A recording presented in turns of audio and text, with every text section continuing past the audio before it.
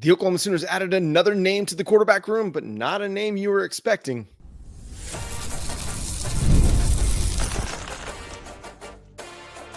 You are Locked On Sooners, your daily podcast on the Oklahoma Sooners. Part of the Locked On Podcast Network, your team every day. What's up, Sooner Nation? Welcome to Locked On Sooners, and thank you for making Locked On Sooners your first listen every single day. Shout out to all the everydayers out there. Today's episode is brought to you by FanDuel. Right now, new customers can get $200 in bonus bets when your first $5 bet wins. Visit FanDuel.com today. I'm John Williams. You can read my work covering the Sooners over at SoonersWire.com, part of the USA Today Sports Network. And Jay is now with us. He's traveling, got caught up in some rain, but we're going to talk through Oklahoma's newest addition at quarterback. We're also going to talk what's next in the portal for the Sooners, give you some cornerback names that Oklahoma should be interested in, might be interested in, could be guys that you might want to add to the depth chart. And then we'll also talk through some recruiting news a little bit later in the show. But first, the Oklahoma Sooners on Tuesday got a commitment from Mercer transfer quarterback Whitt Newbauer. Now, this is not something that was necessarily an expectation, but they were looking to add a quarterback because of the departure of Cole Gonzalez. They want to keep 4 quarterbacks on the roster. It just makes sense to have that many arms, given what we've seen in recent years with injuries and the fact that, listen, after the 2026 season or 2025 season, you could be down to just 3 arms in your quarterback room, and you might need to double up. We've talked about it in the 2026 recruiting class, the need to potentially double up at quarterback so that you have enough viable arms to do all the things you need to do in practice. If one of your guys goes down, you're kind of limited on who can take those third team snaps, who can do your scout team stuff. And this adds a little bit of competition for Jet and New for what they're getting in a guy like Whitt Newbauer. So this is a big dude. He's 6'6", has that prototypical quarterback size, right? Coming out of the state of North Carolina, was an unrated prospect. Seems to be a theme for the Sooners, right? As they scour the transfer portal, they're looking at these guys that flew under the radar coming out of high school, ended up having to land at places like Mercer or Arkansas Pine Bluff or Southern Illinois, like stuff like this. And they're finding value in that. So this is a guy that, again, has a big arm, big size, and is somebody that he's got some game to him, because you go look at what he did against Alabama. He was making some really, really nice NFL tight window throws against the Crimson Tide in that one. Now, obviously, they lost, and they lost big. There's going to be a big talent disparity between Alabama and Mercer. But the fact that he was able to stand in there and make some of those throws, that to me shows the mentality and the makeup of the guy. And this is where you go to trust your offensive coordinator, right? If you believe that Ben Arbuckle is a good offensive coordinator and he has a good eye for quarterback talent, nothing so far proves otherwise. Recruited John Mateer, got Cam Ward out of Incarnate Word. Seems like he's a pretty good evaluator of quarterback talent, or at least quarterback talent that'll fit his system well. You like what you're getting in with Whitt Newbauer. A young guy, got 3 years of eligibility left, and again, someone they can continue to develop and grow. And if he turns into something and he's part of your quarterback competition down the road, then it's a win. And if not, you're taking a flyer on a guy. This is, again, like I mentioned on social media, for those of you who follow me on Twitter, this is one of those things where, much like NFL teams might take a quarterback in the 5th or 6th or 7th round or sign them as a undrafted free agent, you're not necessarily banking on that guy coming in and being your starter. You're taking a chance on some traits and some tools that a guy has to offer and seeing what they could develop into, right? This is one of those Tony Romo, Tom Brady situations where you see something in there that maybe not everybody else sees, or not that the league doesn't see as a first round draft pick, a second round draft pick, but there's something there that makes them either a viable long-term backup or a viable starter down the road that you're catching that nobody else is catching. And when you take a guy from a place like Mercer, or that's a 3-star quarterback, and you're a guy like Ben Arbuckle, there's something there to them, right? You see something that maybe not everybody else sees. There's only so many great quarterbacks to go around. you're not always going to get the 5-star quarterback. You're not always going to land that guy. But if you can hit on some of these under the radar prospects and you can develop them because you see the tools that they have and you can continue to develop the strengths while you're bringing up the weaknesses as well, then that gives you an opportunity to find some hits where you're not having to allocate a ton of NIL resources or a ton of recruiting resources to be able to go land that guy. These are one of those, these are some of these moves where, again, look at what Ben Arbuckle was able to help accomplish with a guy like Bailey Zapp at Western Kentucky. Guy's in the NFL now. He's a backup, but he's still in the NFL. Cam Ward, first overall pick in the NFL draft. Does he have those kind of tools? We'll see. Again, he's going to be making a jump to Oklahoma. He's going to have to make a jump in level of competition. But again, you go back to that game against Alabama and you see a guy that can make some big time throws. There's a few that, Jay put one up on social media that it was a tight window throw into the end zone with 2 Crimson Tide just kind of right there in the pocket, and he puts it on him beautifully. So he's got the accuracy. He's got the ability to get the ball down the field.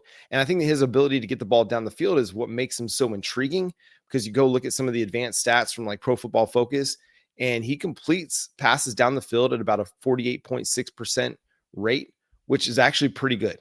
You look at what Cam Ward did last year at Miami, he was completing passes 20 or more yards down the field at a rate of 45%. So again, different level of competition, different level of talent that he'll be working with and playing with, but his ability to get the ball down the field, I think, is his greatest strength. He had 7 touchdowns, just 1 interception on throws more than 20 yards down the field. If there's an area where he has to continue to improve, it's in the intermediate game, which is an area that a lot of young quarterbacks have to continue to improve because so many coaches try to coach them away from throwing to the intermediate area because it's the danger zone, right? But if he can continue to improve that area of his game, then he'll be a viable quarterback option for him. In the short area, 0 to 9 yards, he completed 65% of his passes, which that's an area you should complete a high amount. But in the intermediate, the 10 to 19 yards down the field throws, he completed just 44.7% of his passes for an NFL passer rating of 87.5. That's not okay. That's not good enough. He's going to have to get better in that realm. But again, there's something to work with here. He's a guy that's going to get the ball out quick. You go look at some of the time to throw numbers, 2.72. That's a good time to throw. Anything a little bit more than 2.5 is going to be somewhat troublesome. But if you're getting into the 3s range, that's not great either. That means you're kind of holding on to the ball a little bit too long. So you want to see it, get rid of it. Only took 19 sacks last year, and 8 of those were in the FCS championships, the FCS playoffs. So in the regular season, just took 11 sacks. That's not bad. Is he a perfect player? Is he a guy that you're expecting to come in here and start? No, but he threw for 1,400 yards, threw for 12 touchdowns, just 4 interceptions. But he's a guy that, again, Ben Arbuckle sees something in him. John Kusiewski sees something in him. Oklahoma's quarterbacks coach or assistant quarterbacks coach. This program, Jim Nagy, they see something in him. And if they see something in him, then I'm excited for what potential he might have to bring to the Oklahoma Sooners down the road. Now that they've got their 4th quarterback, or the guy that's going to compete for 3rd team reps with Jaden, what else might they do? Let's look at the cornerback position, because that's been a hot topic in portal discussions for the Oklahoma Sooners. I've got a few names that I think could be intriguing.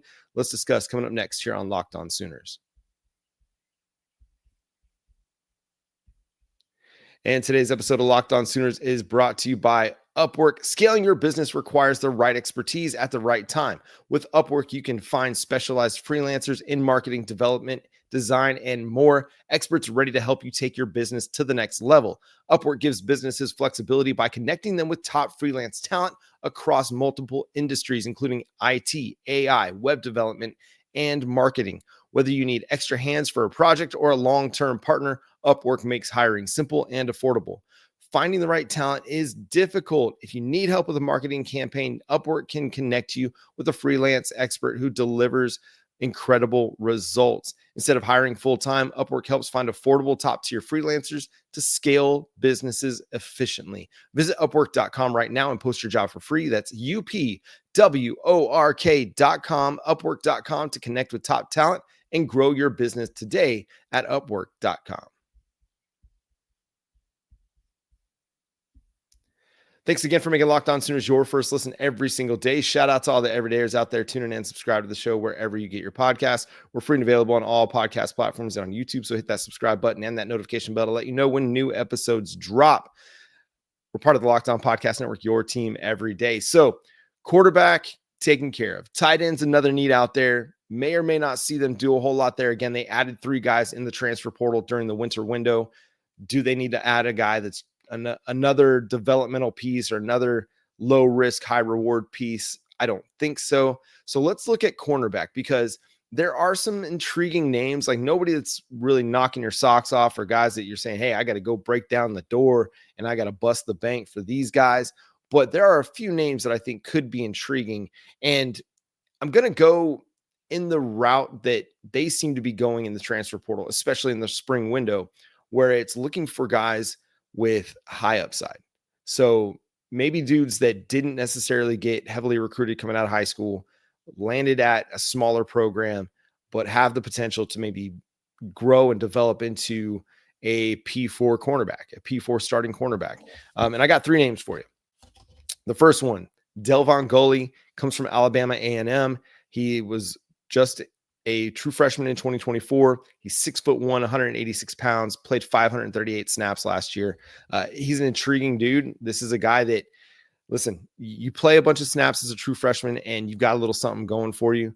He doesn't offer a lot in the way of experience at the, obviously the big time level, but this is someone with a little bit of experience and has a little bit of production to his name. So last year for Alabama A&M, again, he played in, looks like 10 games, maybe 538 snaps, and in coverage was pretty solid. He only allowed a reception on 46.2% of his targets, and a lot of NFL passer rating of just 76.1%, or sorry, 76.1, 3 interceptions, 4 pass breakups. So again, intriguing dude, had some solid, coverage grades from Pro Football Focus. A dude that, again, brings good size and has several more years of eligibility, which I think is something that they're targeting, right? Not just guys with as a 1-year rental, dudes that are going to be able to come in here and compete, not just this year, but over the next couple of years. Whether he'd be interested in doing that, I don't know. What his story is for transferring out of Alabama A&M, I don't know. But again, that's an intriguing name. You look at some of his play. The only big time game he played in last year would have been against Auburn. He just got 15 snaps in that, but that was the first game of his collegiate career. So we're not going to necessarily hold that one against him. That's a big ask, asking him to, for the first time stepping on a collegiate football field to go play up against Auburn, even though it's an Auburn offense that's not great. Still, that's a big ask for him. Another one, AJC. I think I'm pronouncing that right. And this is from North Alabama. Listen, I'm not trying to go to Alabama kids, but there's something about them Alabama kids. So let's take a look at AJC, another 6'1" corner that offers good size, 190 pounds. He has played 4 seasons at the collegiate level. He started at Presbyterian, played a couple years there before transferring to North Alabama. He's got 1,300 snaps under his name, which that's a lot of experience. So this is a little bit different than Delvon Gully. This guy has a lot of experience at the collegiate level. It's just lower level collegiate football. But again, he's played in some football, and that I think that matters. Playing a lot of football matters. The more football you play, the better you get. Just last year, maybe not his best year, allowed a passer rating of 134.4, but had 2 interceptions, 2 pass breakups, and allowed a reception on 62.5% of his targets. For his career, he allows an NFL passer rating of 82.5. He's got 6 interceptions, and he allowed 50.8% completion percentage. His first year at North Alabama was actually better than his second year. So who knows what happened? Was there a change in coaching? Was there a change Was he banged up? Was he dealing with some things? He played fewer snaps last year than he did the year before. Just 238 snaps last year versus 574 snaps the year before. Who knows exactly? But, again, a guy that's got intriguing size that you might be able to throw into your depth chart and compete. Not the name I'm most intrigued by. Here's the name I'm most intrigued by. This is TD Williams. He's in the transfer portal with 1,700 snaps, which again, that's a lot of snaps. This is a guy that, similar to like a Woody Washington that you had on your roster, a guy with a lot of experience. He's played 3 seasons at Central Arkansas. So he's not a dude that's bounced around a bunch. He's not a guy that's inexperienced, maybe like a Delvin Gully, but he was committed to one program. He stuck it out with that program, but now is seeking an opportunity elsewhere. Again, 1,700 snaps over 3 seasons. And according to Pro Football Focus, grades out pretty well, both in coverage and as a defender total overall. He received a 76 grade in coverage last year, which that's in the green zone. That's good for Pro Football Focus. Last year just allowed an NFL rating of 70.9 and a completion percentage of 44.7.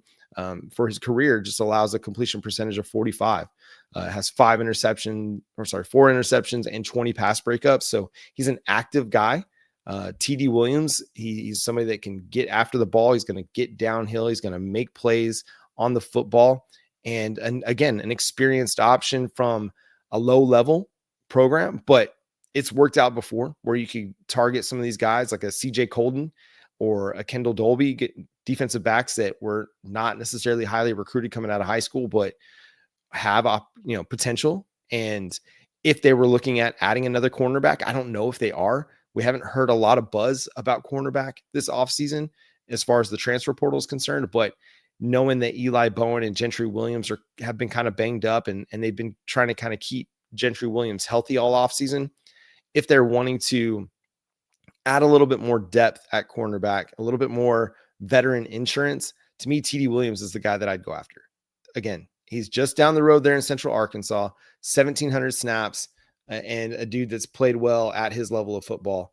I'm trying to look to see if he played anybody significantly. Last year, Central Arkansas didn't really play anybody. They played Arkansas Pine Bluff, and that was Giovanni Gibson's team. He was only targeted twice in coverage and allowed 1 catch for 10 yards. So Arkansas Pine Bluff was going to stay away. They didn't want anything to do with TD Williams last year. In 2023, they played Oklahoma State. He was targeted 3 times and just allowed 1 catch on those 3 targets. Graded out, fairly okay, not great, but graded out okay. And then back in 2022, they played Ole Miss. He was targeted twice and didn't allow a catch in his true freshman season. So TD Williams, man, that's an intriguing name for me. Like, again, not somebody who is going to, knock everybody's socks off and is going to be seen in the same light as a Jaden or a John Mateer, but is a dude that can come in and have potential and compete for a job and provide a little bit of experience to your cornerback room that is relatively inexperienced. Even though you love what Eli Bowen is and you love what Gentry Williams is and Jacoby Johnson still has that potential, TD Williams has that 6'1" size, and he's got experience, and he's performed well at the level of college football that he's been asked to play so far. And he's performed fairly well against big-time programs. So, again, if you're looking for a dude, if you're looking for a guy that could offer something to Oklahoma's cornerback room, let's take a look at some TD Williams. Again, you might need something, you might not need something, but that's a guy that I think provides some encouraging opportunity there for you. Yeah, so I think that's it on cornerbacks, man. There's not a lot available. There's not a lot available at cornerback, but I think if you feel like you need one, there are a couple names that you could look for some boom bust potential, right? Guys that you're not sure if they could make the jump to the next level and then succeed, or guys that, hey, we took a chance, it didn't really work out, but there's not really any skin off our back. But hey, take a chance. If you like what you see, you never know. So anyway, T. Williams, that's the name. And he's not related, not any relation to me. And that's not why I'm pumping him up. I think potentially he could be a good cornerback for Oklahoma. So what's going on the recruiting landscape? A 5-star committed elsewhere, but what it might mean for Oklahoma, that's pretty intriguing. We'll discuss that coming up next here on Locked On Sooners. And today's episode is also brought to you by FanDuel. The NBA playoffs are in full swing, and every night delivers highlight-worthy performances, major momentum shifts, and can't-miss moments. Whether it's a game-winning shot or a breakout player, there's never been a better time to get in on the action. FanDuel makes it easy to stay in the game before tip-off and live. With player props, performance trends, and same-game parlays, fans have more ways than ever to play smart and win big. Which players are showing up in the biggest moments, and how could tracking their trends help you build your next bet? If you've got a read on who's heating up, why not back it up with the same-game parlay? New to FanDuel, it's the perfect time to sign up. Head to FanDuel.com and place your first $5 bet. If it wins, you'll get $200 in bonus bets. Make every moment more with FanDuel, official sports betting partner of the NBA.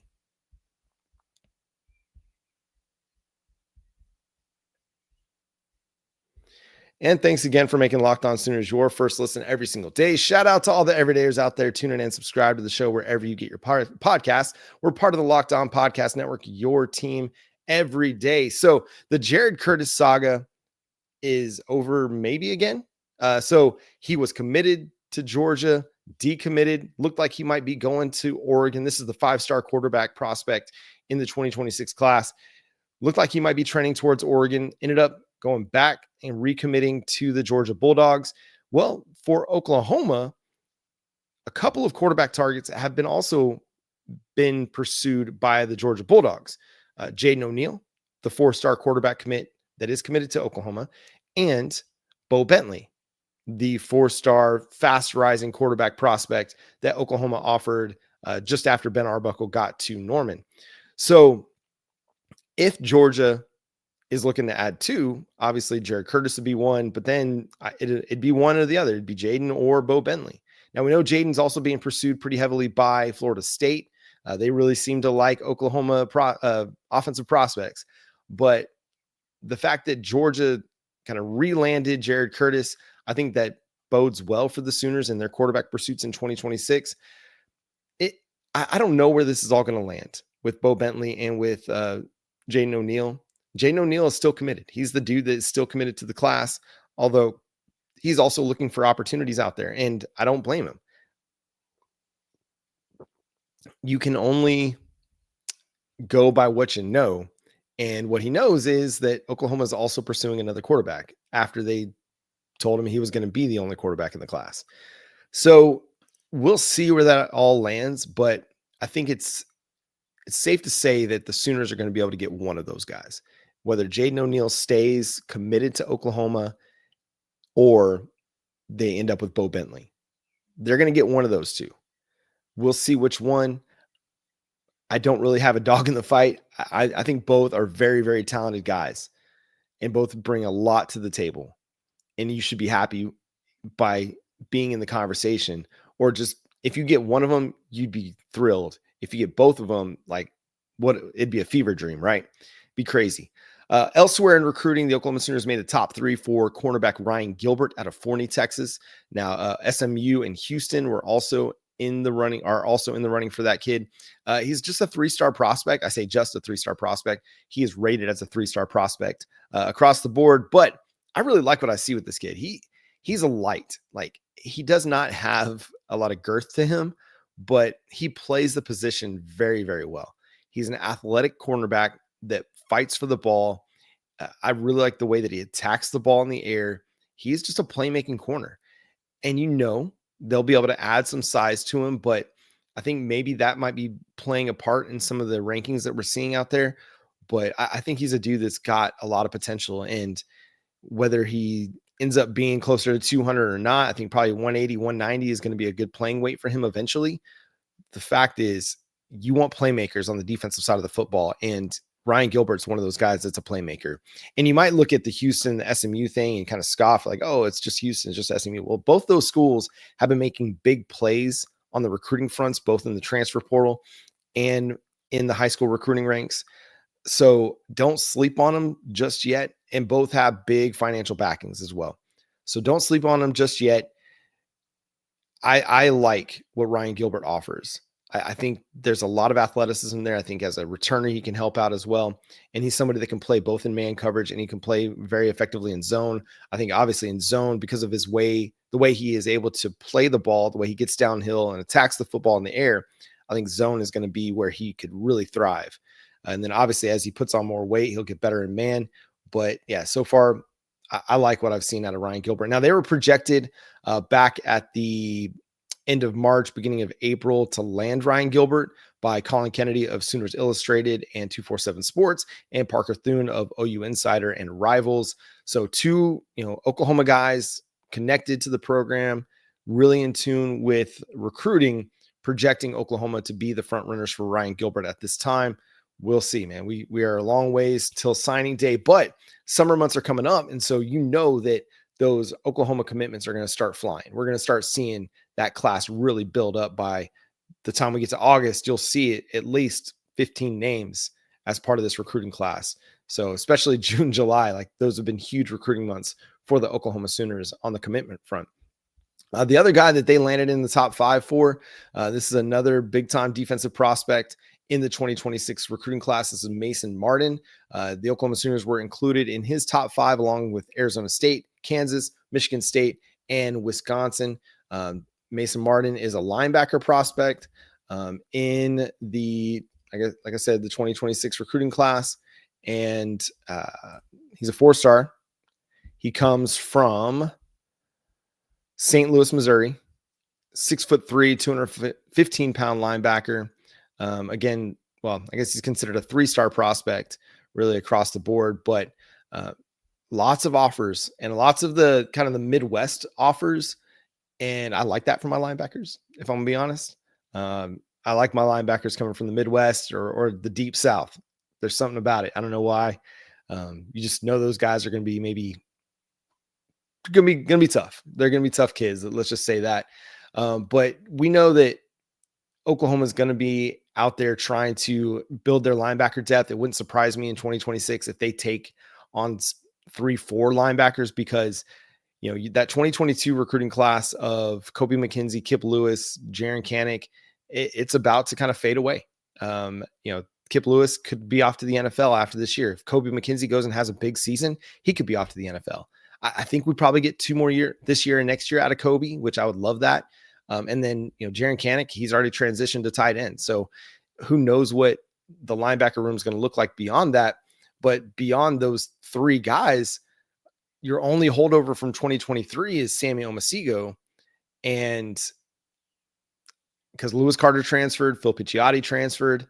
And then 2024, you got James Nesta. Well, he was the only linebacker you brought in that cycle. He's also playing baseball. So I'm not sure what linebacker looks like for Oklahoma's future, but they got to start building some depth through the recruiting ranks at linebacker. Otherwise, it's going to start looking really, really thin, and they're going to have to get really serious in the transfer portal. But Mason Marden, he, again, good size, good athleticism. He's somebody that plays the position with a lot of aggression. He's somebody that gets downhill and he attacks, and really he's got great speed. I think Parker Thune mentioned he ran like a 10-300, something like that. As a junior, according to 247 Sports, he had 170 total tackles. 170. That's nuts. That is a ton. He also ran the ball 15 times for 294 yards and 4 touchdowns. The offer sheet, along with the teams that I mentioned, also includes, players, schools like Kansas State, Oklahoma State, which he's not interested in, Minnesota, Louisville, Kentucky, Miami of Ohio, Purdue, Stanford, Indiana, Mizzou. So the St. Louis, Missouri kid has an offer from Missouri, but isn't interested in going to Missouri. Do with that what you will. And that's going to do it for today's episode of Locked On Sooners. Thanks so much for tuning in, being a part of the show. Subscribe to the show wherever you get your podcasts. We're free and available on all podcast platforms and on YouTube. So hit that subscribe button, hit that notification bell to let you know when new episodes drop. Follow Jay, my buddy, at Unfair Sports. Just go send him a little shout. Say, what's up, man? And you can follow his work over at Unfair Sports on YouTube as well. You can read my work covering the Sooners over at SoonersWire.com. You can follow me on Twitter at John9Williams. The show is at Locked On Sooners on all of your favorite social media platforms. We're going to continue to talk ball all week long. We're going to talk college football, softball, all off season. Make sure you're tuned in with us every single day here on the Locked On Podcast Network, because we are your team every day. But until next time, I'm John Williams. I'll talk to you then. Boomer Sooner. Keep those ears listening to Locked On Sooners.